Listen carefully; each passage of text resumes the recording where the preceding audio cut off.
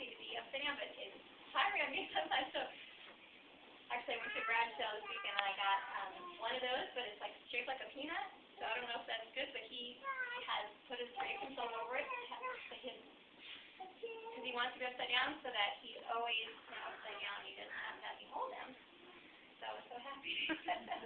But the other children don't have a desire. I mean, they like now and then to go upside down, but he wants to go upside down all day. And so what does that tell you about him? I don't know. It's just a big mystery. The inverse position. And again, for somebody who was moving a whole lot before, now he's all into it, so he's kind of catching up with some of that input. It's really crazy.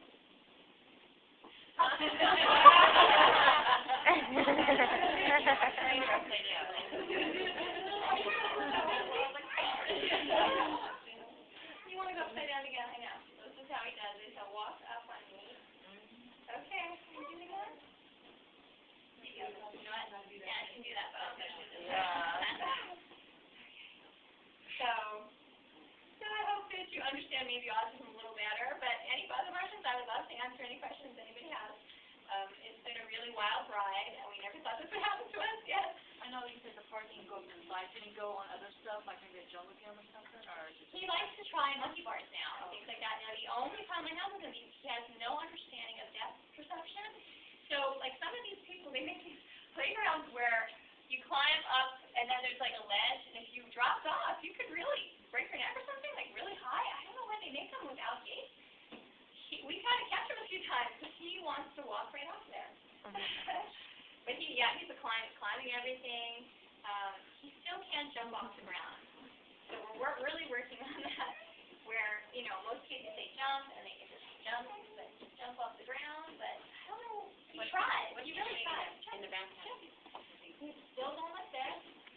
But when they jump with him, it's seriously jumping, but not really. That's all. I think he feels like he's jumping, but it's not.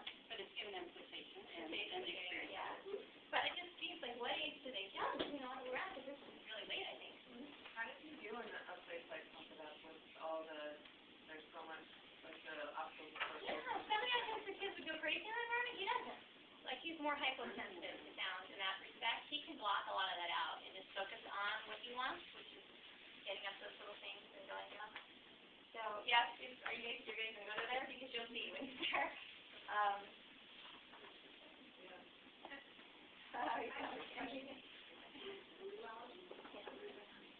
You mentioned that he likes to respond to you, but do you ever, when the kids, other teachers like to play yelling games with them, where they're always running around making lots of noise, does he enjoy that or not? I don't know if they've really done that, but they're always yelling. I mean, there's little ones, 5-year-old stuff, they're always yelling, running, it's all this chaotic. And maybe that's why he just kind of puts them out. But, no, he hasn't really done that. Now what? What are you sad? Why are you sad, huh?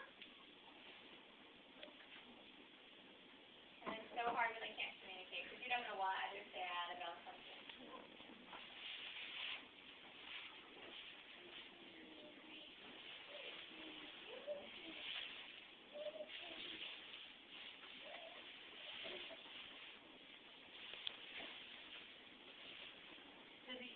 Does he respond to a lot of sensory stuff, like the different colors and different textures and everything? Oh, yeah, definitely. He loves, he can name all the colors, but if you ask him, and that's why he does so poorly when, the psychologist and everything. And of course, I know he is severely autistic, but, when they asked him, say your numbers, and he said nothing, they gave him a 0. I said, wait, he counts 100, he counts 150, but you can't give him credit, because then, not every assessment assess the way someone produces it. What do you want? What would you like? Say open. Open. Say open.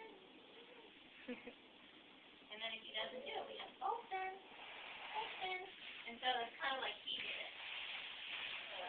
Open. We're going to open it. Open. You just got to sit down there hoping for a ride. Ha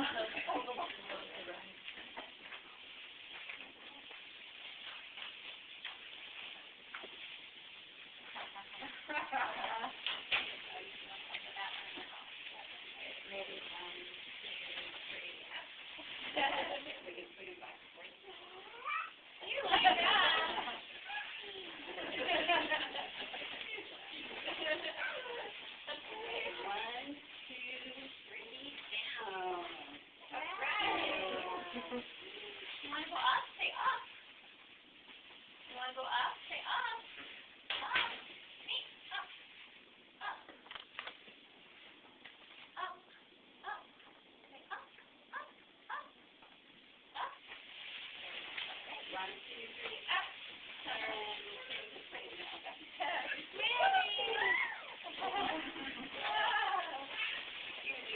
it because Okay, 1, 2, 3, down. what do you want? You gotta stay up. Stay up. Stay up.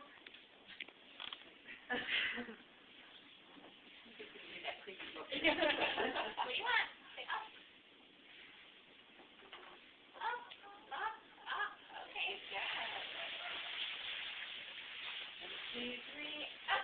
Ah, you're up. You're Up and down a little bit.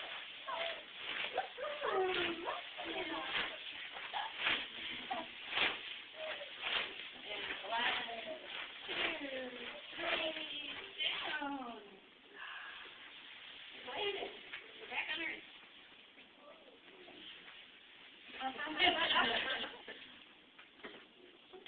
What we doing?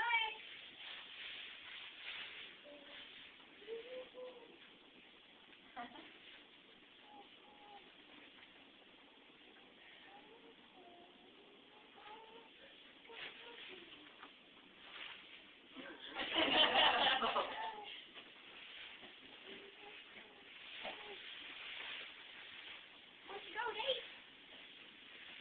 Let's go.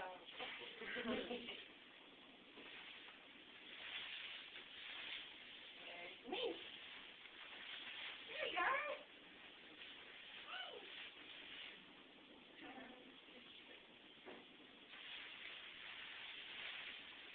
Where's Nate?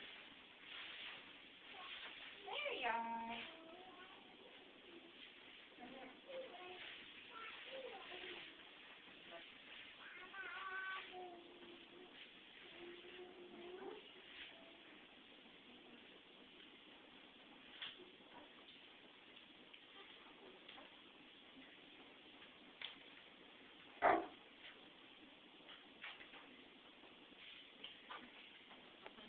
And then, yeah, this is moments where you just stare into space, and we don't know why, right? Yeah.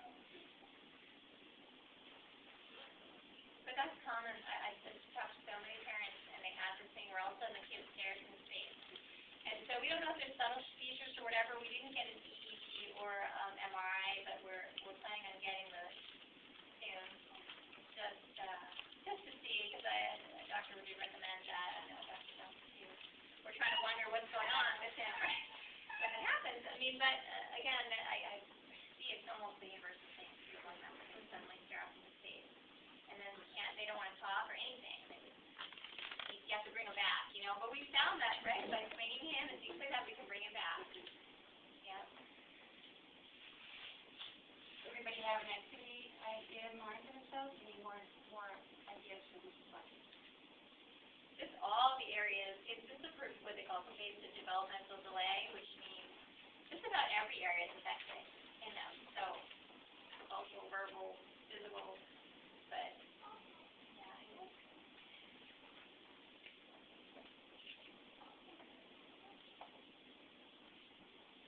So I met with this one biomedical doctor, and he was a pediatrician his whole life, and he's an older gentleman, and he said, you know, a lot of people are claiming that a lot of the cases of autism are because of maybe their diagnosis, etc. And he said, I saw 1 or 2 of these cases in my whole practice.